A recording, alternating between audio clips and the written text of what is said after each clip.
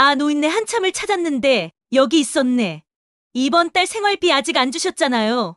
왜 그러는데? 빨리 좀 주세요. 처먹지만 말고 말을 하라고. 그리고 돈 없다고 하지 말고 그러면 정말 화낼 테니까. 가장 믿었던 사람에게 버려진다는 건 어떤 기분일까요? 한평생을 자식에게 바쳤던 노모가 가장 믿었던 자녀에게 모든 것을 빼앗기고 처절하게 배신당한 후 차가운 복수의 칼날을 갈아 자신의 존엄과 인생을 되찾은 충격적인 실화입니다. 과연 그녀는 어떻게 나락으로 떨어진 삶을 역전시키고 폐륜적인 자식들에게 돌이킬 수 없는 응징을 가했을까요? 올해로 73살을 맞은 오정자 여사님의 인생은 고생이라는 두 글자로 요약될 수 있을 것 같았습니다. 젊은 시절부터 남편과 함께 한 시도 쉬지 않고 일했습니다. 뜨거운 여름날에는 땀을 비 오듯 흘리며 매서운 겨울날에는 손이 꽁꽁 얼어붙는 것도 모른 채 그저 앞만 보고 달렸다고 합니다.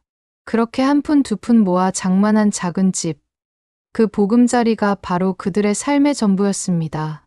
남편과 아들의 웃음소리가 가득했던 그 집은 오정자 여사님에게는 단순한 건물이 아니라 평생의 희로애락이 담긴 살아있는 심장과도 같았습니다. 그런데 그 남편이 아들이 25이 되던 해 갑작스럽게 세상을 떠났습니다.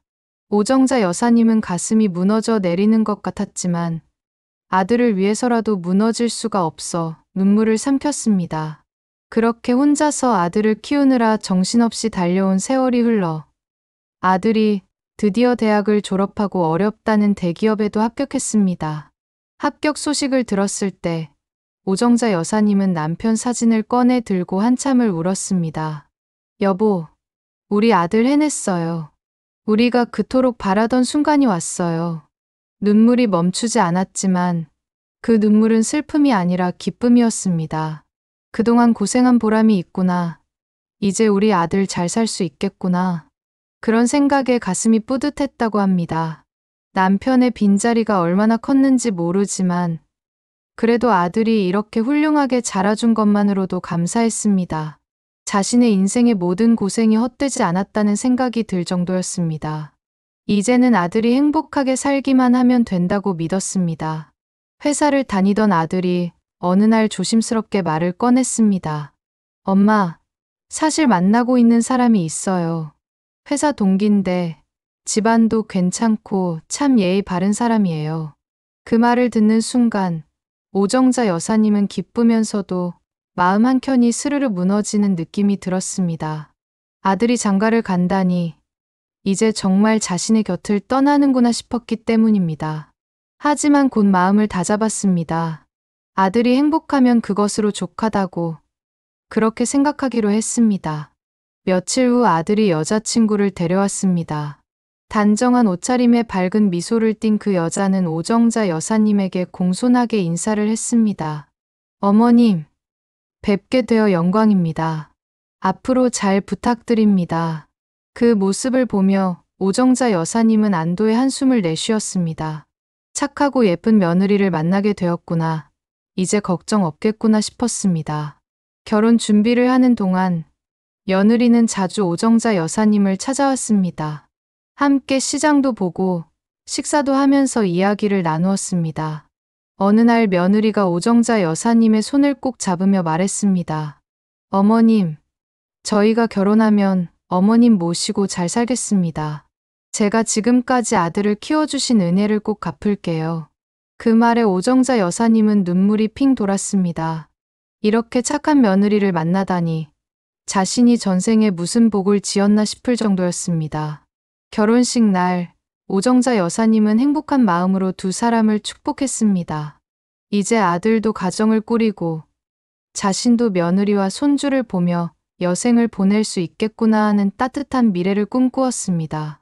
그때만 해도 이 모든 게 환상일 줄은 꿈에도 몰랐습니다. 아직은 모든 게 아름답기만 했기 때문입니다. 결혼 초기에는 정말 모든 게 좋았습니다.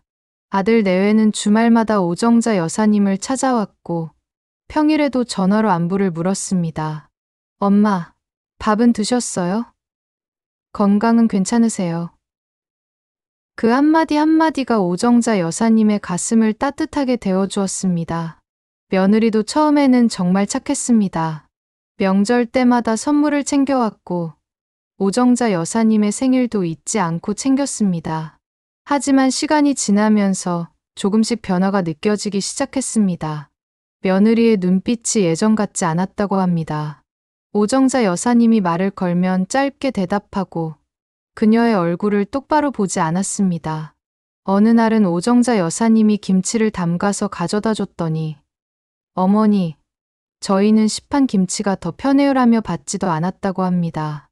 그 순간 가슴이 뜨끔했지만 오정자 여사님은 아들을 생각해서라도 참아야 한다고 생각했습니다. 그래도 명절이나 특별한 날이 되면 며느리는 여전히 선물을 챙겨왔습니다. 어버이날에는 카네이션 화분을, 오정자 여사님의 생신에는 옷을 사다 주었을 정도입니다. 어머님, 이거 입으시면 잘 어울리실 것 같아요. 그렇게 말하며 건네는 모습을 보면 아직은 마음이 남아있구나 싶어 안심이 되었다고 합니다. 하지만 그 뒤에 숨은 의도를 그때는 몰랐습니다. 선물을 주면서도 며느리의 얼굴에는 진심 어린 미소가 없었습니다. 의무감으로 하는 것 같은 느낌이 들었지만 오정자 여사님은 그마저도 감사하게 받아들였습니다. 아들이 결혼 생활을 잘하는 것 같아 다행이라고 생각했기 때문입니다. 그런데 그 선물들이 나중에는 오정자 여사님에게 씁쓸한 기억으로 남을 줄 몰랐습니다. 모든 것이 계산된 행동이었다는 것을 나중에야 깨달았기 때문입니다. 어느 날 아들이 오정자 여사님을 찾아와 조심스럽게 말을 꺼냈습니다. 엄마, 평생 수고하셨으니 이제 편히 지내세요. 집도 혼자 계시기 불편하실 텐데 저희가 좀 더 넓은 곳으로 이사를 가려고 해요. 엄마도 함께 가시면 어떨까요? 그 말을 듣는 순간 오정자 여사님은 가슴이 따뜻해졌다고 합니다. 아들이 자신을 생각해 주는구나. 함께 살자고 하다니. 눈물이 핑 돌았다고 합니다. 그래, 아들아. 엄마는 내가 원하는 대로 할게. 너희가 편하게 살 수 있다면 엄마는 뭐든지 괜찮아. 오정자 여사님은 그렇게 대답했습니다. 아들이 오정자 여사님의 손을 꼭 잡으며 말했습니다. 엄마, 이제 편하게 저희 곁에서 지내시는 게 어때요? 엄마 고생도 덜어드리고 싶어요. 그 말이 진심처럼 들렸다고 합니다. 하지만 그때는 그 속마음을 알지 못했습니다. 아들의 말을 듣고 나서 오정자 여사님은 곰곰이 생각에 잠겼습니다. 아들이 더 좋은 환경에서 살기를 원한다면 자신이 가진 것을 나눠줘야겠다는 생각이 들었다고 합니다. 남편이 남겨준 집과 저축해둔 돈이 조금 있었기 때문입니다. 그것을 아들에게 주면 좋은 집을 마련할 수 있을 것 같았다고 합니다. 며칠 후 오정자 여사님은 아들을 불러 조심스럽게 말을 꺼냈습니다. 아들아, 엄마가 가진 게 많지는 않지만 이 집하고 통장에 있는 돈을 너한테 주고 싶구나. 내 집이라도 제대로 마련해주고 싶어. 아들은 처음에는 손사래를 쳤습니다. 엄마, 그럴 필요 없어요. 저희가 알아서 할 수 있어요. 하지만 오정자 여사님이 계속 설득하자 결국 고개를 끄덕였습니다. 그럼 엄마 뜻을 받들게요. 정말 감사합니다. 그 순간 오정자 여사님은 뿌듯했다고 합니다. 이제 아들이 편하게 살 수 있겠구나 싶었기 때문입니다. 아들에게 재산을 증여하겠다는 이야기를 하자 며느리가 갑자기 나섰습니다. 어머님, 정말 그러실 필요 없어요.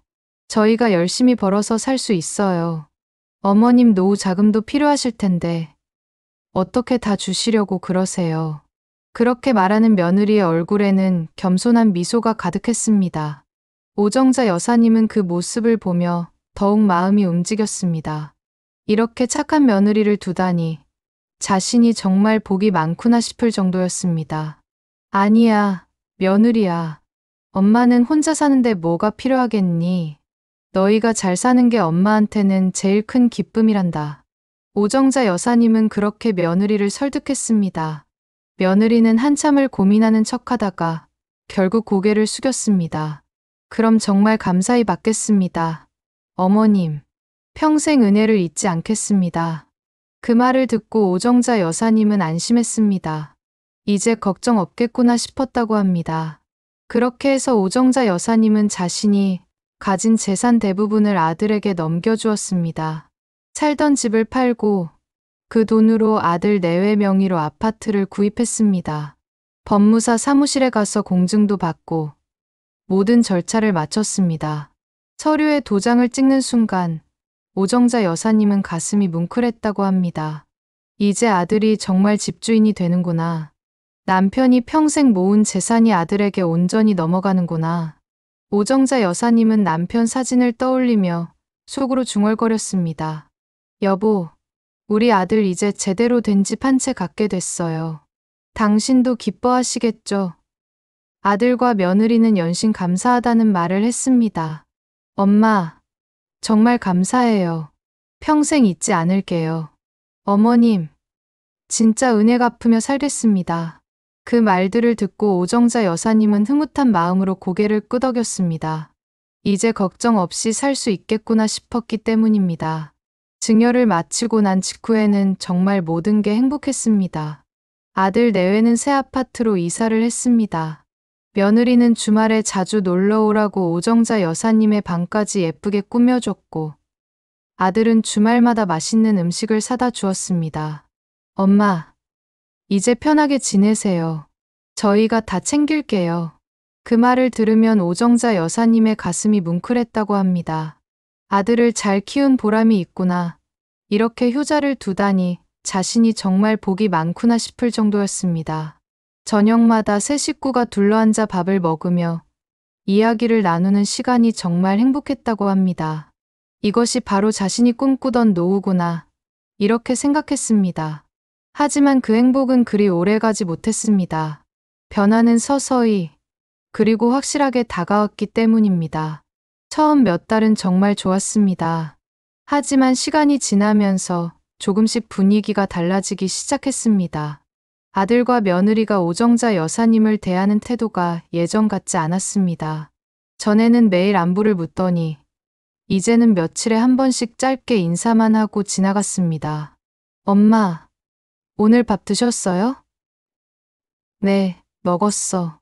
그게 전부였습니다. 대화가 점점 줄어들었고 함께 있어도 어색한 침묵만 흘렀습니다. 오정자 여사님은 처음에는 아들 내외가 바빠서 그런가 보다 싶었습니다. 회사 일도 바쁘고 신혼이라 둘만의 시간도 필요하겠지 싶을 정도였습니다. 하지만 점점 그게 아니라는 것을 깨달았습니다.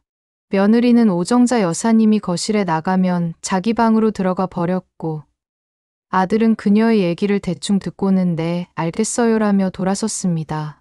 뭔가 잘못됐다는 느낌이 들기 시작했습니다. 날이 갈수록 불안감이 커졌습니다.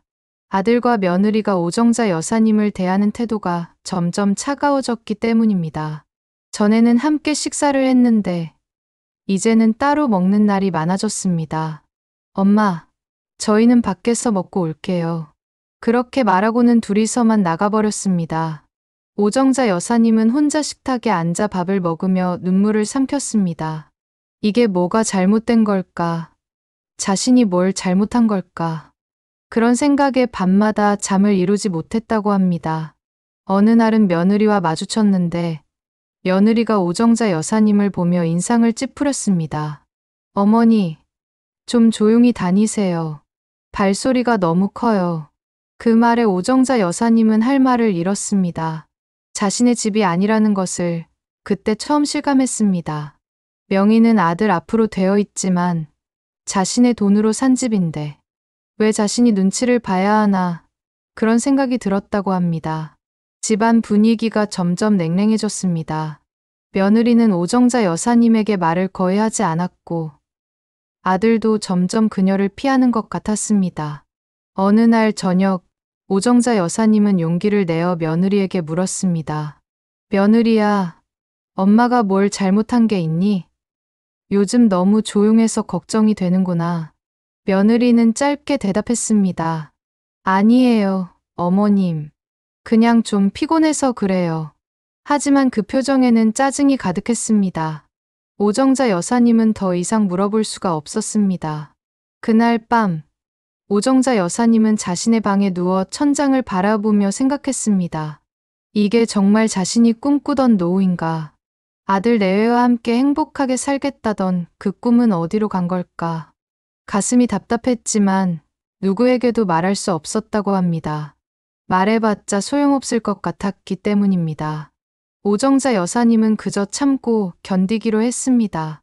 혼자 방에 있는 시간이 점점 길어졌습니다. 아들 내외는 거실에서 텔레비전을 보며 웃고 떠들었지만 오정자 여사님은 그 소리를 방 안에서 듣기만 했습니다. 나가고 싶었지만 눈치가 보여서 나갈 수가 없었다고 합니다. 그럴 때마다 오정자 여사님은 남편 사진을 꺼내 들고 한참을 바라보았습니다. 여보, 당신이 살아계셨으면 이런 일은 없었을 텐데. 당신이 보고 싶어요. 눈물이 주르르 흘러내렸습니다. 결혼 초기에 며느리가 했던 말들이 떠올랐습니다. 어머님 모시고 잘 살겠습니다.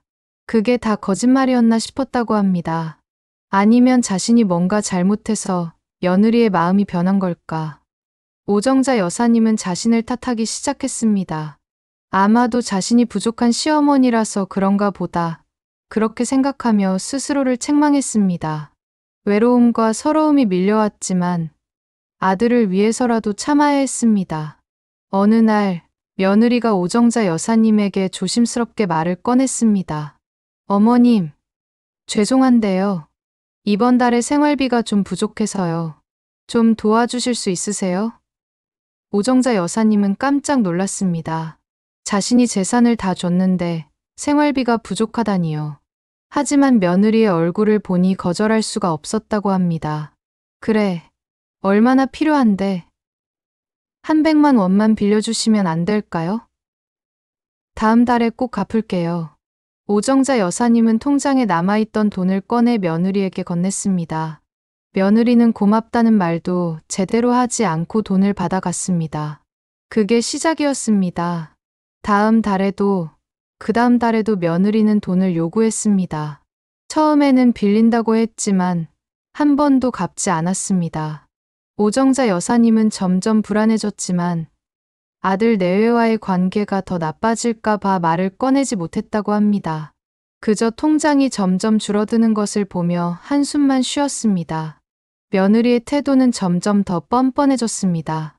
어느 날 며느리가 대놓고 말했습니다. 어머님, 어차피 어머님 돈은 나중에 저희한테 올 거잖아요. 그러니까 지금 쓰시는 것도 사실은 저희 돈 쓰시는 거나 마찬가지죠. 그 말을 듣는 순간 오정자 여사님의 머릿속이 하얘졌습니다. 이게 무슨 소리인가 싶었습니다. 자신의 돈을 자신이 쓰는데 며느리 눈치를 봐야 한다니요. 하지만 오정자 여사님은 아무 말도 할 수가 없었다고 합니다. 말을 했다가는 더 큰 싸움이 날 것 같았기 때문입니다.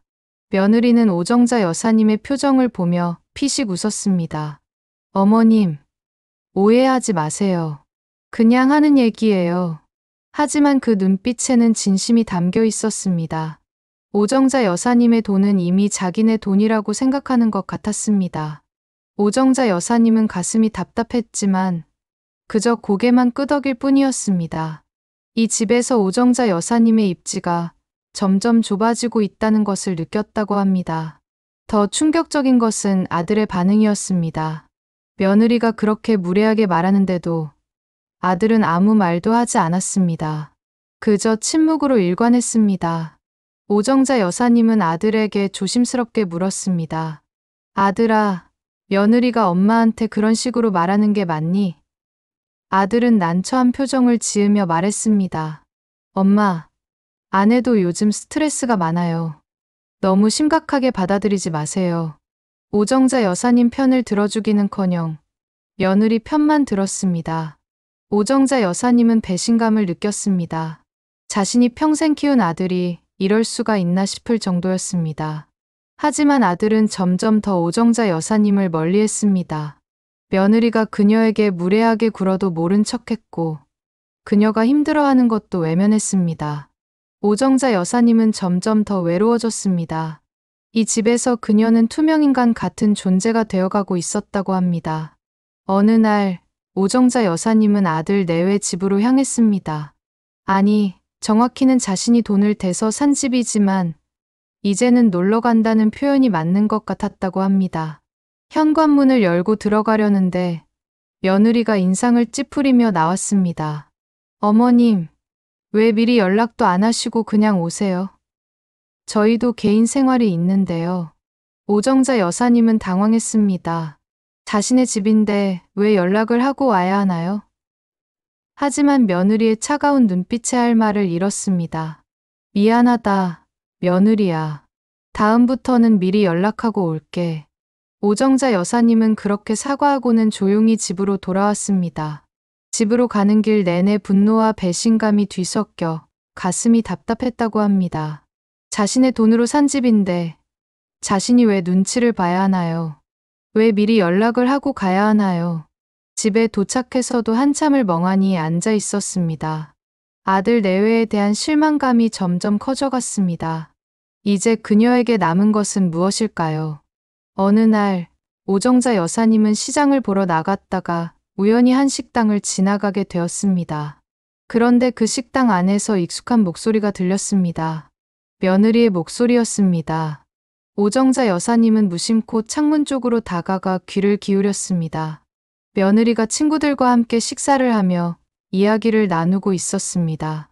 그런데 그 내용이 충격적이었습니다. 우리 시어머니 있잖아. 진짜 현금인 출기야. 돈 필요할 때마다 그냥 말하면 바로 줘. 며느리가 낄낄거리며 웃었습니다. 친구들도 함께 웃었습니다. 세상에, 그럼 좋겠네. 우리 시어머니는 돈도 없어. 며느리는 계속 이어갔습니다. 집도 우리 명의로 다 넘겨받았고, 이제 남은 돈만 빨아내면 돼. 그 말을 듣는 순간, 오정자 여사님은 그 자리에 얼어붙었습니다. 식당 사장님과 단골 손님 몇 분이 그 대화를 듣고 고개를 저으며 혀를 찼습니다. 오정자 여사님은 더 이상 들을 수가 없었습니다. 발길을 돌려 집으로 돌아왔습니다. 집에 도착해서는 바닥에 주저앉아 한참을 울었습니다. 그 일이 있은 후로도 며느리의 돈 요구는 계속되었습니다. 아니, 오히려 더 심해졌습니다. 처음에는 한 달에 한 번 정도였는데 이제는 일주일에 한 번씩 돈을 요구했습니다. 금액도 점점 커졌습니다. 처음에는 100만 원씩 달라더니 이제는 500만 원씩 요구했습니다. 어머님, 이번에 차를 바꿔야 해서요. 좀 도와주시면 안 될까요? 어머님, 명품 가방 하나 사고 싶은데 도와주세요. 이유도 점점 황당해졌습니다. 생활비가 아니라 사치품을 사는데 쓰겠다는 것이었습니다. 오정자 여사님은 거절하고 싶었지만 거절하면 집안 분위기가 더 나빠질 것 같아 결국 돈을 줄 수밖에 없었다고 합니다.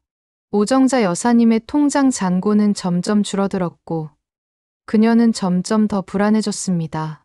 이러다가 자신이 가진 돈이 다 떨어지면 어떻게 되는 걸까? 그때가 되면 아들 내외는 자신을 어떻게 대할까? 생각만 해도 두려웠습니다. 돈이 점점 바닥나자 오정자 여사님은 더 이상 참을 수 없었습니다. 아들에게 조심스럽게 말을 꺼냈습니다. 아들아, 며느리가 너무 자주 돈을 요구하는 것 같구나. 엄마도 이제 돈이 별로 없어서 걱정이야. 아들은 짜증스러운 표정으로 말했습니다. 엄마, 우리도 사정이 있어요. 대출 이자도 갚아야 하고 생활비도 많이 들어요. 우리도 사정 좀 봐줘요. 오정자 여사님은 어이가 없었습니다. 자신이 재산을 다 줬는데 대출 이자라니요. 도대체 무슨 대출을 받았길래 그렇게 돈이 필요한 걸까? 하지만 아들에게 물어볼 수가 없었다고 합니다. 물어봤다가는 더 큰 싸움이 날 것 같았기 때문입니다. 오정자 여사님은 그저 한숨만 쉬었습니다. 아들마저도 자신의 편이 아니라는 것을 그때 깨달았습니다. 이제 자신을 지켜줄 사람은 아무도 없었습니다. 그녀는 완전히 혼자가 된 기분이었다고 합니다. 며느리의 요구는 끝이 없었습니다. 이제는 손주를 핑계로 돈을 요구하기 시작했습니다. 어머님, 손주가 요즘 몸이 안 좋아서 병원에 다녀야 해요. 병원비 좀 도와주세요. 손주 이야기를 들으니 거절할 수가 없었다고 합니다. 오정자 여사님은 또다시 돈을 꺼내 주었습니다. 그런데 나중에 알고 보니 손주는 아프지도 않았습니다. 며느리가 거짓말을 한 것이었습니다. 그뿐만이 아니었습니다. 어머님, 저희가 가족 여행을 가려고 하는데 여행비 좀 보태주시면 안 될까요? 가족 여행이라는 말에 오정자 여사님도 함께 가는 줄 알았습니다. 하지만 며느리는 차갑게 말했습니다. 어머님은 집에서 쉬세요. 저희 세 식구만 갈 거예요. 오정자 여사님은 그제야 깨달았습니다. 자신이 돈만 대고 가족 여행에는 끼지도 못한다는 것을. 오정자 여사님의 가슴에 큰 구멍이 뚫린 것 같았다고 합니다. 그녀는 정말 현금인출기였던 것이었습니다. 며느리가 식당에서 했던 말이 떠올랐습니다. 그 일이 있은 후로 아들 내외는 점점 더 집에 오지 않았습니다. 전화도 거의 하지 않았습니다. 오정자 여사님은 하루하루가 외로웠습니다. 혼자 밥을 먹고 혼자 텔레비전을 보며 시간을 보냈습니다. 가끔 아들에게 전화를 걸어도 엄마, 지금 바빠요. 나중에 다시 전화할게요라며 끊어버렸습니다. 며느리는 아예 전화를 받지도 않았습니다. 오정자 여사님은 점점 더 불안해졌습니다. 이제 자신이 가진 돈도 얼마 남지 않았는데 돈이 다 떨어지면 아들 내외는 자신을 어떻게 대할까? 혹시 요양원에 보내버리는 건 아닐까? 그런 생각에 밤마다 잠을 이루지 못했다고 합니다. 남편 사진을 보며 한참을 울었습니다.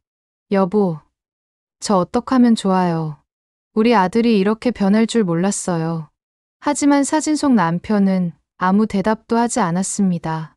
그녀는 완전히 혼자였습니다. 하루하루가 고통이었습니다. 아침에 눈을 뜨면 오늘도 혼자구나 싶어 한숨이 나왔다고 합니다. 밥을 먹어도 맛이 없었고 무엇을 해도 즐겁지 않았습니다. 가끔 아들 내외 집 근처를 지나가며 창문을 바라보았습니다. 불이 켜져 있으면 자신도 모르게 눈물이 났습니다. 저 안에 자신의 아들이 있는데 왜 자신은 들어갈 수조차 없는 걸까? 자신의 돈으로 산 집인데 왜 자신이 미리 연락을 하고 가야 하는 걸까? 이 모든 것이 너무 억울하고 분했다고 합니다. 처음에는 자신이 부족한 시어머니라서 그런가 자책했지만 이제는 그게 아니라는 것을 알았습니다. 며느리와 아들이 자신을 이용만 하고 버린 것이었습니다. 친구들에게도 이 이야기를 할 수 없었다고 합니다. 너무 창피했기 때문입니다. 매일 밤 베개를 적시며 울었습니다. 하지만 슬픔보다는 분노가 점점 커져갔습니다. 이대로 당하고만 있을 수는 없다는 생각이 들기 시작했습니다. 어느 날 며느리가 다시 찾아왔습니다. 이번에는 더 큰 요구를 하러 왔습니다. 어머님, 저희 어머님 칠순이 다가오는데요. 온 가족이 크루즈 여행을 가기로 했어요. 그래서 경비를 좀 도와주시면 좋겠어요. 오정자 여사님은 깜짝 놀랐습니다. 크루즈 여행이라니 도대체 얼마나 드는 건지 물어봤습니다. 한 사람당 500만 원 정도면 될 것 같아요. 총 4명이니까 2천만 원 정도면 되겠네요. 오정자 여사님은 기가 막혔습니다. 2천만 원이요? 자신이 그런 큰 돈을 어떻게 구한단 말인가요? 며느리야, 엄마는 그렇게 큰 돈이 없단다. 며느리는 짜증스러운 표정으로 말했습니다. 어머님, 통장에 아직 돈 좀 있으시잖아요. 사돈 어르신 칠순인데 이 정도는 도와주셔야죠. 오정자 여사님은 할 말을 잃었습니다. 왜 자신이 사돈 칠순 여행비를 내야 하나요? 이게 말이나 되는 소리인가요? 하지만 며느리는 당연하다는 듯이 오정자 여사님을 바라보았습니다. 오정자 여사님은 용기를 내어 거절했습니다. 며느리야, 왜 사돈 칠순 여행비를 내가 내야 하니? 그건 너희가 알아서 해야 하는 거 아니냐? 며느리는 코웃음을 쳤습니다. 어머님, 너무 짠돌이세요. 이 정도도 도와주실 수 없으세요? 저희가 그동안 어머님 모시느라 얼마나 힘들었는데요. 그 말에 오정자 여사님의 가슴이 철렁 내려앉았습니다. 자신을 모시느라 힘들었다니요. 자신이 뭘 잘못했다고 그런 말을 하는 걸까? 며느리는 계속 이어갔습니다. 어머님이 저희한테 집도 주셨고 돈도 많이 주셨잖아요. 그러니까 이 정도는 당연히 도와주셔야죠. 안 그러면 너무 야박한 거예요. 오정자 여사님은 어이가 없었습니다. 자신이 재산을 다 줬는데 이제는 사돈 여행비까지 내야 한다니요. 이게 무슨 말도 안 되는 소리인가요? 하지만 며느리는 당연하다는 듯이 오정자 여사님을 압박했습니다. 오정자 여사님은 점점 더 숨이 막혔습니다. 며느리의 압박에도 오정자 여사님은 거절했습니다. 하지만 아들마저도 며느리 편을 들었습니다. 엄마, 사돈 어르신이 서운해하잖아요. 이 정도는 도와주시는 게 어때요? 우리도 체면이 있어요. 오정자 여사님은 배신감을 느꼈습니다. 아들마저도 자신의 편이 아니라니요. 자신이 평생 키운 아들이 이럴 수가 있나요? 아들아, 엄마는 그렇게 큰 돈이 없어. 그리고 왜 사돈 여행비를 엄마가 내야 하니? 아들은 짜증스러운 표정으로 말했습니다. 엄마, 통장에 돈 있잖아요. 그거 꺼내 쓰면 되죠. 엄마 혼자 쓰시기에는 어차피 너무 많은 돈이에요. 그 말에 오정자 여사님은 더 이상 아무 말도 할 수 없었습니다. 자신의 돈을 자신이 쓰는데도 눈치를 봐야 한다니요. 이게 정말 자신이 사는 세상인가 싶었습니다. 오정자 여사님은 고개를 저으며 말했습니다.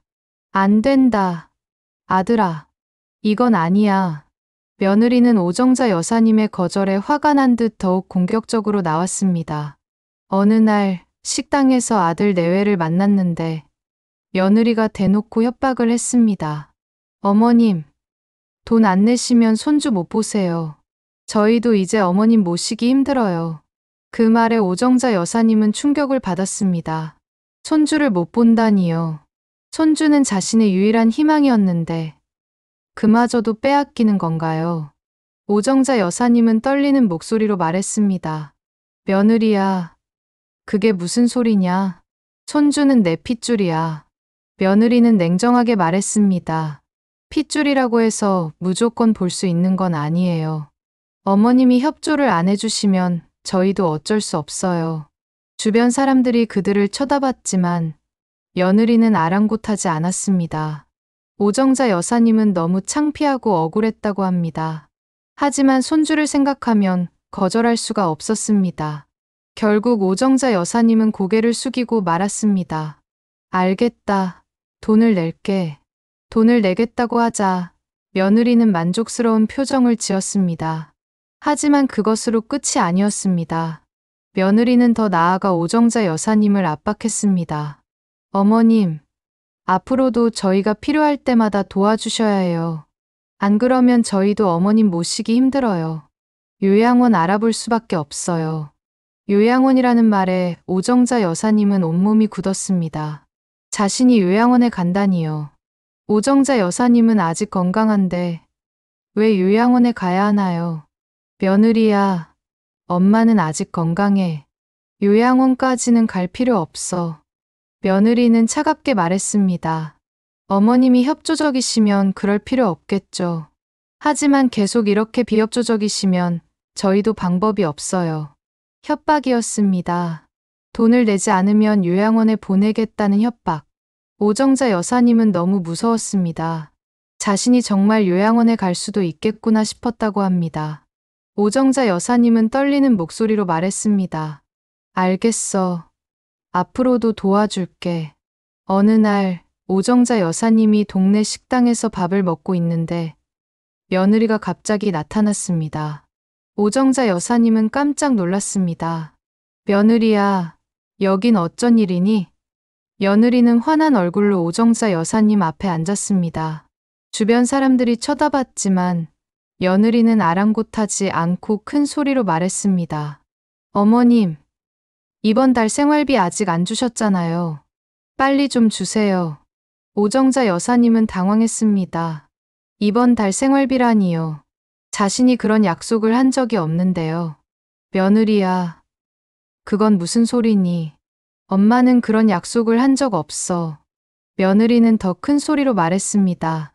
어머님, 저희한테 집도 주셨잖아요. 그러니까 생활비 정도는 도와주셔야죠. 안 그러면 너무 야박한 거예요. 주변 사람들이 수군거렸습니다. 오정자 여사님은 너무 창피했다고 합니다. 하지만 며느리는 계속 그녀를 압박했습니다. 어머님, 어떻게 하실 건데요? 빨리 대답하세요.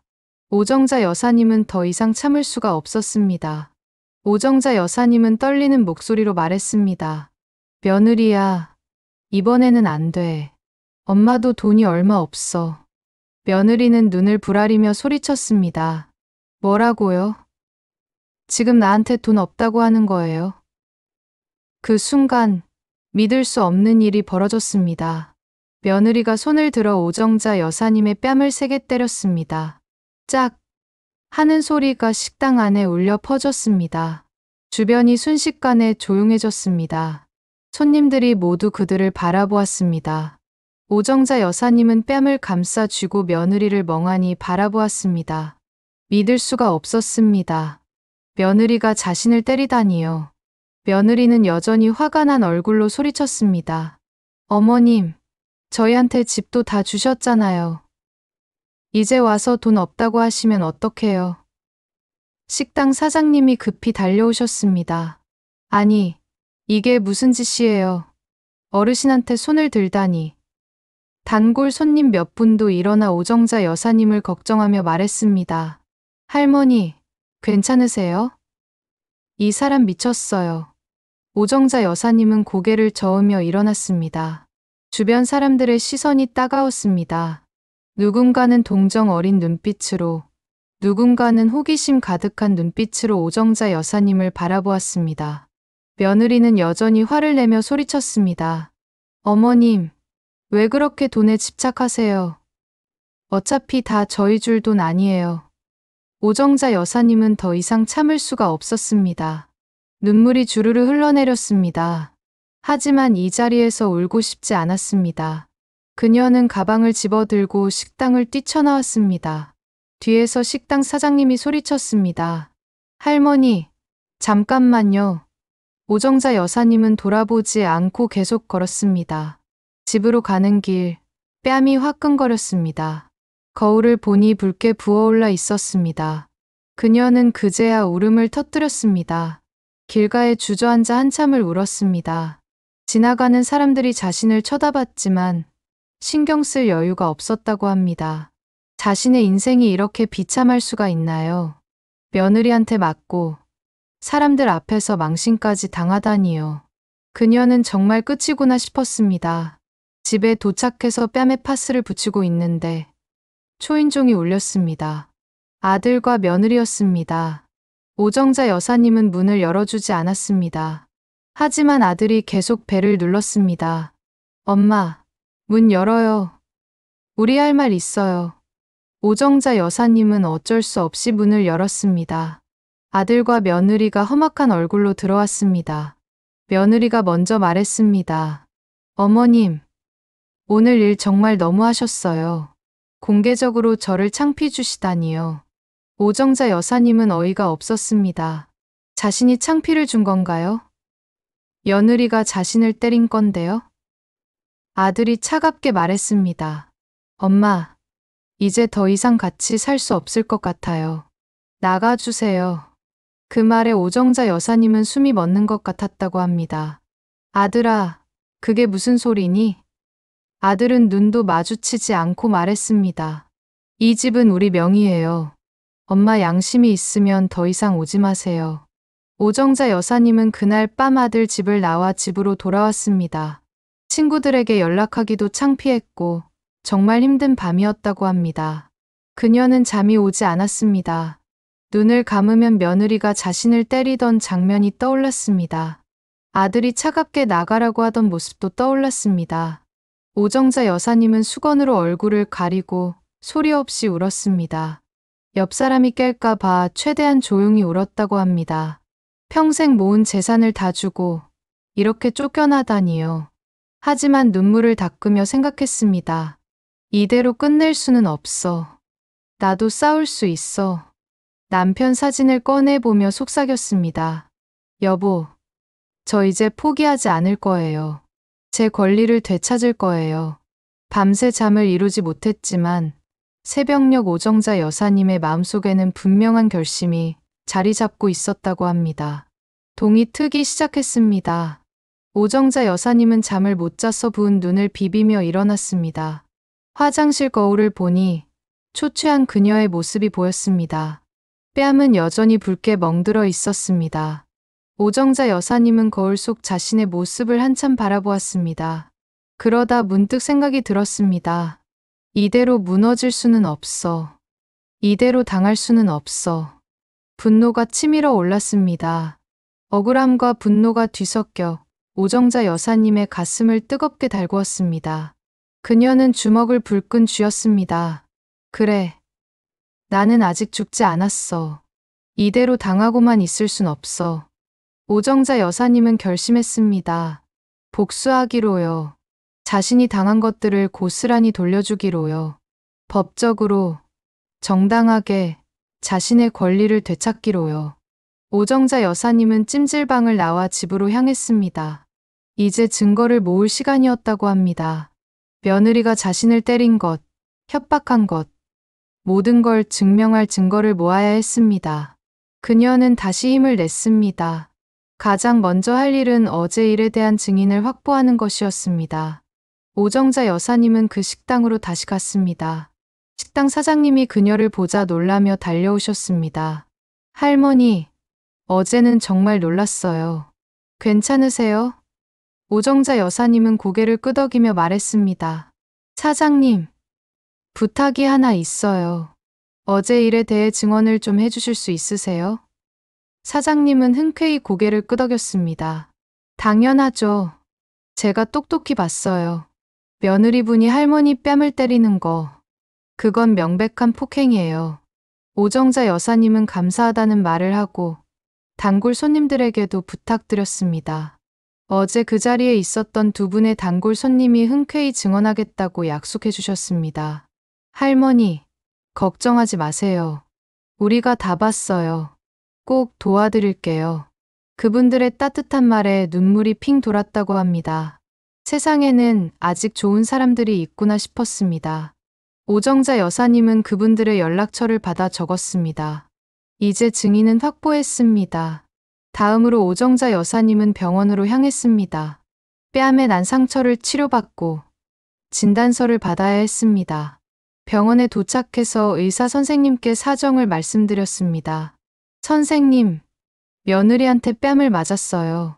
진단서를 받고 싶습니다. 의사 선생님은 놀란 표정으로 오정자 여사님의 뺨을 살펴보셨습니다.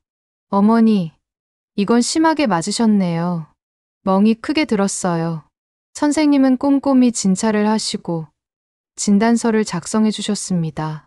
안면부 타박상, 약 2주간의 치료가 필요함. 오정자 여사님은 그 진단서를 받아 가방에 소중히 넣었습니다. 이것도 중요한 증거였습니다. 약국에서 약도 받고 파스도 샀습니다. 집으로 돌아가는 길, 오정자 여사님은 가방 속 진단서를 만져보았습니다. 이제 증거가 하나 더 생겼습니다. 며느리가 자신을 폭행했다는 명백한 증거가요. 오정자 여사님은 점점 더 자신감이 생겼습니다. 이제 아들 내외를 상대로 싸울 준비가 되어가고 있었다고 합니다. 오정자 여사님은 포기하지 않기로 했습니다. 그 다음 날, 오정자 여사님은 구청 민원실로 향했습니다. 아들에게 재산을 증여했던 모든 서류를 발급받아야 했습니다. 민원실 직원에게 사정을 설명하고 필요한 서류를 신청했습니다. 부동산 등기부등본하고 증여계약서 사본 모두 발급해 주세요. 직원은 친절하게 서류를 발급해 주었습니다. 오정자 여사님은 그 서류들을 하나하나 확인했습니다. 자신의 이름으로 되어 있던 집이 아들 명의로 바뀐 서류, 증여세 납부 증명서, 모든 것이 명확하게 기록되어 있었습니다. 오정자 여사님은 그 서류들을 파일에 정리했습니다. 이것이 자신이 아들에게 얼마나 많은 것을 주었는지 증명하는 증거였습니다. 자신의 평생 모은 재산을 다 줬다는 증거였습니다. 그런데 아들 내외는 그녀를 현금인 줄기처럼 대하고 결국 쫓아냈습니다. 이 모든 것을 법원에 제출할 것이라고 합니다. 오정자 여사님은 서류를 가방에 넣고 구청을 나왔습니다. 이제 변호사를 만날 차례였다고 합니다. 제대로 된 법적 조치를 취할 때가 왔습니다. 오정자 여사님은 무료 법률 상담소를 찾아갔습니다. 나이 지긋한 변호사님이 그녀를 맞아주셨습니다. 어르신, 무슨 일로 오셨어요? 오정자 여사님은 그동안의 일들을 차근차근 설명했습니다. 재산을 증여한 것, 며느리의 지속적인 금전 요구, 협박, 그리고 폭행까지 모든 것을 말씀드렸습니다. 변호사님은 진지하게 듣더니 고개를 끄덕였습니다. 어르신, 이건 명백한 강박과 폭력이 개입된 사건입니다. 증여 취소가 충분히 가능해 보입니다. 오정자 여사님의 가슴이 두근거렸습니다. 정말요? 증여를 취소할 수 있나요? 변호사님은 자신 있게 말했습니다. 네, 증인도 있고, 진단서도 있고, 협박의 정황도 명확합니다. 법원의 증여 취소 소송과 함께 폭행죄로 고소하시면 됩니다. 오정자 여사님은 눈물이 핑 돌았다고 합니다. 희망이 보였습니다. 변호사님은 계속 설명했습니다. 다만 시간이 좀 걸릴 겁니다. 하지만 이기실 가능성이 높아 보입니다. 오정자 여사님은 고개를 끄덕이며 감사하다는 말을 했습니다. 이제 정말 싸움이 시작되는 것이었습니다. 변호사 상담을 마치고 오정자 여사님은 집으로 돌아와 모든 증거를 정리했습니다. 식당 사장님과 단골 손님들의 연락처, 병원 진단서, 구청에서 발급받은 증여 서류, 그리고 자신의 통장 거래 내역까지. 통장 거래 내역을 보니 며느리에게 준 돈이 수천만 원에 달했습니다. 생활비라는 명목으로, 여행비라는 명목으로, 손주 병원비라는 명목으로 모든 것이 기록되어 있었습니다. 오정자 여사님은 그 모든 것을 프린트해서 파일에 정리했습니다. 두꺼운 파일이 완성되었습니다. 이것이 그녀의 무기였습니다. 이제 법원에 제출할 준비가 다 되었다고 합니다. 오정자 여사님은 파일을 들여다보며 생각했습니다. 이제 더 이상 당하지 않을 거야. 내 권리를 되찾을 거야. 분노와 결의가 뒤섞였습니다. 오정자 여사님은 남편 사진을 꺼내 들고 말했습니다. 여보, 이제 제대로 싸울 거예요. 우리 아들이 잘못된 길로 가는 걸 막을 거예요. 그녀는 다시 힘을 냈습니다. 며칠 후 이웃 아주머니한테서 연락이 왔습니다. 정자 여사님, 아들 내외가 큰 여행 가방 들고 나가더라고요. 어디 가나 봐요. 오정자 여사님은 알고 있었습니다. 차돈 칠순 크루즈 여행을 가는 것이었습니다. 자신의 돈으로요. 아니, 정확히는 자신이 거절했지만 아마 자신의 명의로 된 카드를 몰래 써서 갔을 것이라고 합니다. 나중에 확인해 보니 정말 오정자 여사님의 카드로 여행비가 결제되어 있었습니다. 오정자 여사님은 이를 악물었습니다. 좋아. 여행 가서 실컷 놀아라. 돌아오면 너희를 기다리는 건 법원 출석 통지서일 테니까. 오정자 여사님은 변호사님께 연락했습니다. 변호사님, 이제 소송 진행해 주세요. 변호사님은 준비해둔 서류들을 검토하며 말씀하셨습니다.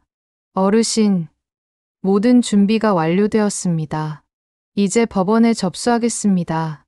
다만 판결까지는 수개월이 걸릴 수 있습니다. 오정자 여사님은 고개를 끄덕였습니다. 이웃 아주머니도 증인으로 나서주셨습니다. 정자 여사님이 얼마나 힘들어했는지 내가 다 봤어. 꼭 도와줄게. 오정자 여사님은 감사하다는 말을 했습니다. 긴 싸움이 시작되는 것이었습니다. 법원에 소송이 접수되었습니다. 변호사님은 꼼꼼하게 서류를 작성해 주셨습니다. 모든 법적 쟁점을 면밀히 검토한 변호사님은 오정자 여사님에게 설명했습니다. 어르신, 이번 사건은 단순한 가족 분쟁이 아닙니다. 명백한 범죄 행위입니다. 며느리분의 폭행, 지속적인 금전 갈취, 협박, 이 모든 것이 법적으로 처벌받아야 할 행위입니다. 오정자 여사님은 고개를 끄덕였습니다. 변호사님은 계속 설명했습니다. 증인도 충분하고 물증도 명확합니다. 통장 거래 내역을 보면 며느리분이 체계적으로 어르신의 재산을 갈취한 것이 명백합니다. 하지만 법원 절차는 시간이 걸립니다. 첫 심리까지 몇 달은 기다리셔야 할 겁니다. 오정자 여사님은 서류에 도장을 찍었습니다. 이제 돌아갈 수 없는 강을 건넌 것이었습니다. 하지만 후회는 없었습니다. 이것이 자신이 할 수 있는 마지막 저항이었다고 합니다. 자신의 존엄을 지키기 위한 싸움이었습니다. 법원에서 나오는 길, 하늘을 올려다보았습니다. 맑은 하늘이 보였습니다. 오정자 여사님의 마음도 조금은 맑아진 것 같았다고 합니다.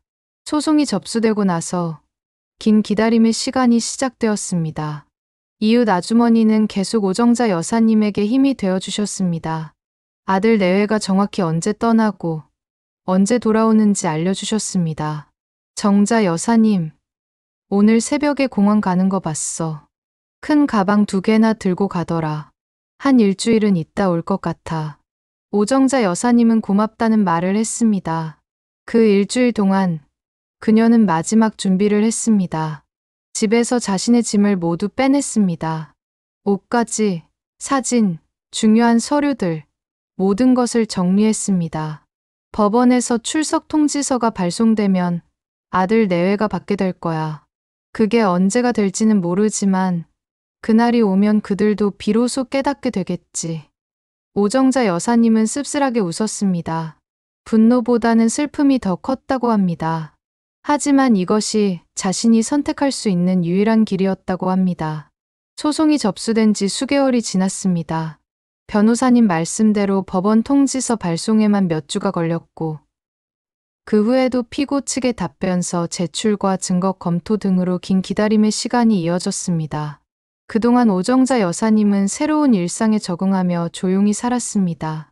마음속에 가족이 없다는 것이 슬펐지만 더 이상 눈치 볼 필요가 없었기 때문입니다.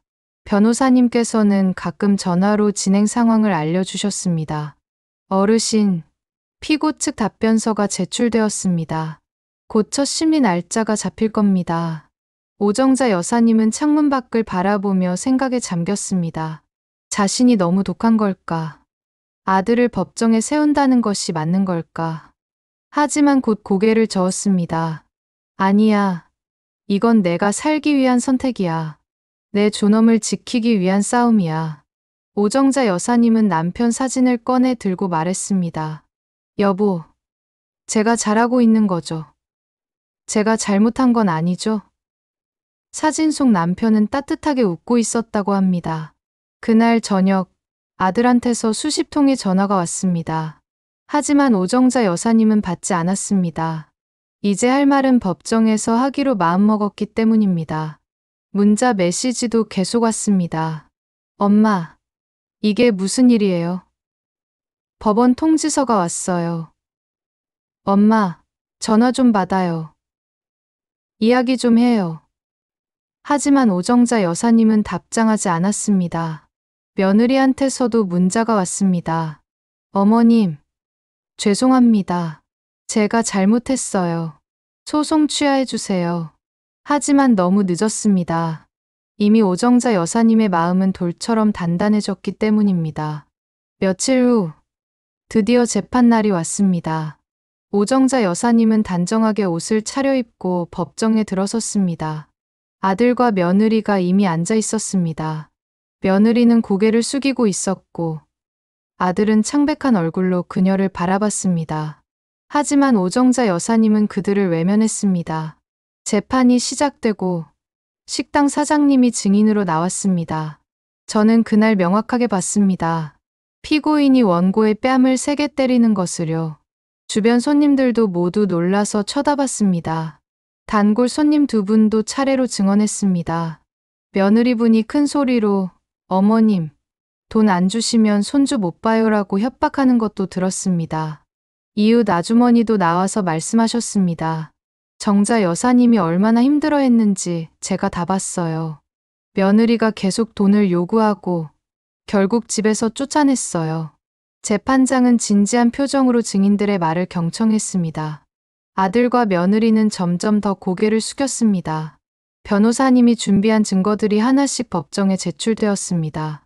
병원 진단서가 먼저 나왔습니다. 안면부 타박상, 2주간 치료 필요, 재판장은 진단서를 꼼꼼히 살펴봤습니다. 그 다음은 통장 거래 내역이었습니다. 며느리에게 준 돈이 빨간색으로 표시되어 있었습니다. 100만 원, 500만 원, 200만 원, 총 5천만 원이 넘는 금액이었다고 합니다.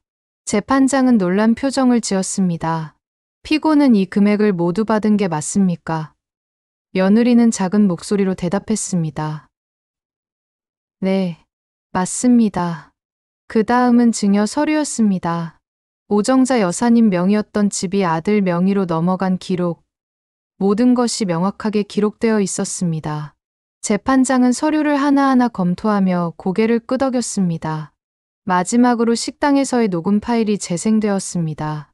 며느리가 시어머니는 현금 인출기하라고 말하는 목소리가 법정에 울려 퍼졌습니다. 아들은 얼굴을 두 손으로 감쌌습니다. 재판은 여러 차례에 걸쳐 진행되었습니다. 첫 심리 후에도 몇 달간 추가 심리와 증거 검토가 이어졌습니다. 그 긴 시간 동안 오정자 여사님은 인내하며 기다렸습니다. 재판이 한창 진행되는 동안 며느리는 마을 사람들에게 거짓 소문을 퍼뜨렸습니다. 이웃 아주머니가 그녀에게 전해주셨습니다. 정자 여사님, 며느리가 마을 사람들한테 당신이 치매에 걸려서 헛소리한다고 돌아다니고 있어요. 오정자 여사님은 분노가 치밀었지만 참았습니다. 법이 진실을 밝혀줄 것이라고 생각했기 때문입니다. 다행히 마을 이장님이 나서주셨습니다. 이장님은 마을 회관에서 사람들을 모아놓고 말씀하셨습니다.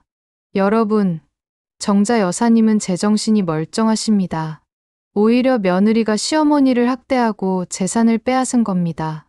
이장님은 증거 서류 사본을 보여주며 설명했습니다. 보세요. 이게 병원 진단서고 이게 통장 거래 내역입니다. 며느리가 5천만 원이 넘는 돈을 빼간 거예요. 마을 사람들은 혀를 차며 고개를 저었습니다. 세상에, 그런 며느리가 다 있어? 시어머니한테 손을 들다니. 말도 안 돼. 며느리가 퍼뜨린 거짓 소문은 금세 진실로 바뀌었습니다. 그리고 마침내 수개월간의 법정 공방 끝에 판결의 날이 왔습니다. 재판장은 엄숙한 표정으로 판결문을 읽기 시작했습니다. 마침내 판결의 날이 왔습니다. 재판장은 엄숙한 표정으로 판결문을 읽기 시작했습니다. 본 재판부는 다음과 같이 판결합니다. 첫째, 피고의 폭행 사실이 명백하므로 폭행죄로 벌금 300만 원을 선고합니다. 며느리는 고개를 떨구었습니다. 재판장은 계속 이어갔습니다. 둘째, 피고들의 지속적인 금전 갈취와 협박이 인정되므로 원고가 피고들에게 증여한 부동산에 대한 증여 계약을 무효로 합니다. 아들은 눈을 크게 떴습니다. 셋째, 피고들은 원고에게 정서적 경제적 피해를 입힌 점이 인정되므로 손해배상금 5천만 원을 지급하라. 판결이 끝나자 법정은 조용해졌습니다. 아들과 며느리는 멍한 표정으로 앉아 있었습니다. 오정자 여사님은 가슴이 뛰는 것을 느꼈습니다. 이겼습니다. 자신이 이긴 것입니다. 법정을 나오는 길, 변호사님이 그녀의 손을 꼭 잡았습니다. 축하드립니다. 어르신. 정의가 승리했습니다. 긴 시간 고생하셨습니다. 판결이 확정되고 부동산 등기도 다시 오정자 여사님 명의로 돌아왔습니다. 자신의 돈으로 산 집이 다시 자신의 집이 된 것입니다. 아들 내외는 집에서 나가야 했습니다. 이사하는 날 오정자 여사님은 그 집 앞을 지나갔습니다. 아들과 며느리가 짐을 싸서 나오고 있었습니다. 며느리는 울고 있었고 아들은 지친 표정이었습니다. 손주도 보였습니다. 아이는 무슨 일인지 모른 채 엄마 손을 잡고 있었습니다. 오정자 여사님은 가슴이 아팠지만 발걸음을 멈추지 않았습니다. 이것이 그들이 선택한 결과였기 때문입니다. 나중에 들으니 아들 내외는 작은 월세방으로 이사를 갔다고 합니다. 크루즈 여행 비용도 오정자 여사님의 카드로 결제한 것이 밝혀져 그 돈도 갚아야 했습니다. 벌금에 손해배상금에 여행비까지. 아들 내외는 빚더미에 앉게 되었습니다. 한때는 넓은 아파트에서 편하게 살았지만 이제는 좁은 월세방에서 빚을 갚으며 살아가야 했습니다. 인과응보라는 말이 떠올랐다고 합니다. 새 집으로 이사한 첫날, 오정자 여사님은 집 안을 천천히 둘러보았습니다. 작지만 깨끗한 거실, 햇빛이 잘 드는 방, 작은 부엌, 모든 것이 그녀의 마음에 들었습니다. 무엇보다 이 집은 온전히 오정자 여사님의 것이었습니다. 아무도 그녀에게 나가라고 할 수 없는 자신의 공간이었습니다. 오정자 여사님은 남편 사진을 거실 선반에 올려놓았습니다. 여보, 우리 이제 편하게 살 수 있을 것 같아요. 힘든 일은 다 끝났어요. 그녀는 새로운 일상을 시작했습니다. 아침에 일어나 창문을 열고 햇빛을 받으며 커피를 마셨습니다. 오후에는 동네를 산책하고 도서관에도 갔습니다. 저녁에는 텔레비전을 보거나 책을 읽었습니다. 누구 눈치도 보지 않고 자신이 하고 싶은 대로 사는 삶. 이것이 바로 자신이 꿈꾸던 노후였다고 합니다. 이웃들도 친절했습니다. 옆집 할머니는 자주 반찬을 나눠주셨고 아래층 아주머니는 가끔 차를 마시러 오셨습니다. 오정자 여사님은 다시 웃을 수 있게 되었고 행복해졌습니다. 아들 없이도 손주 없이도 그녀는 충분히 행복할 수 있었습니다. 이것이 바로 그녀가 되찾은 자신의 인생이었다고 합니다. 동네에서 오정자 여사님의 이야기가 소문이 났습니다. 처음에는 창피할까봐 걱정했지만 사람들의 반응은 의외였다고 합니다. 장을 보러 시장에 갔을 때 채소 가게 아주머니가 말했습니다. 할머니, 정말 잘하셨어요. 자식이라고 부모 등쳐먹으면 안 되죠. 벌 받아야죠. 옆에 있던 손님들도 고개를 끄덕였습니다. 맞아요. 요즘 그런 자식들 많아요. 할머니가 본때를 보여주신 거예요. 정육점 사장님도 그녀에게 고기를 덤으로 싸주시며 말했습니다. 할머니, 힘내세요. 할머니가 옳은 일을 하신 거예요. 슈퍼마켓에서도 약국에서도 사람들은 오정자 여사님에게 응원의 말을 건넸습니다. 그녀는 처음에는 당황했지만 점점 마음이 따뜻해졌습니다. 자신이 한 선택이 잘못되지 않았다는 것을 사람들이 증명해 주는 것 같았다고 합니다. 어느 날 동네 경로당에 갔을 때 한 할머니가 오정자 여사님의 손을 꼭 잡으며 말했습니다. 정자 여사님, 당신은 우리의 영웅이야. 당신 덕분에 우리도 용기를 얻었어. 재산을 정리하고 보니 오정자 여사님이 쓰기에는 너무 많은 돈이 남았습니다. 그녀는 곰곰이 생각했습니다. 이 돈을 어떻게 쓰면 좋을까? 그러다 문득 떠오른 것이 있었습니다. 어려운 학생들을 돕는 것이었습니다. 오정자 여사님은 지역 사회복지관을 찾아가 상담했습니다. 제가 가진 돈의 일부를 장학금으로 쓰고 싶습니다. 형편이 어려운 학생들이 공부할 수 있도록요. 복지관 관장님은 감동한 표정으로 말했습니다. 여사님, 정말 훌륭하십니다. 꼭 도와드리겠습니다. 오정자 여사님은 3천만 원을 기부했습니다. 그 돈으로 오정자 장학기금이 만들어졌습니다. 매년 어려운 형편의 학생 5명에게 100만 원씩 장학금을 주기로 했습니다. 첫 장학금 수여식 날, 학생들이 감사 인사를 했습니다. 할머니, 정말 감사합니다. 할머니 덕분에 제가 공부를 계속할 수 있어요. 오정자 여사님은 그 학생의 눈에서 자신의 젊은 시절의 아들을 봤습니다. 눈물이 났지만 이번에는 행복한 눈물이었다고 합니다. 어느 날 아들한테서 편지가 왔습니다. 몇 달 만에 처음 받는 연락이었습니다. 편지를 열어보니 사과의 글이 빼곡히 적혀 있었습니다. 엄마, 정말 죄송합니다. 제가 정말 잘못했어요. 엄마한테 너무 못했어요. 다시 한번 기회를 주세요. 며느리의 편지도 함께 들어 있었습니다. 어머님, 제가 정말 잘못했습니다. 용서해 주세요. 다시는 그러지 않겠습니다.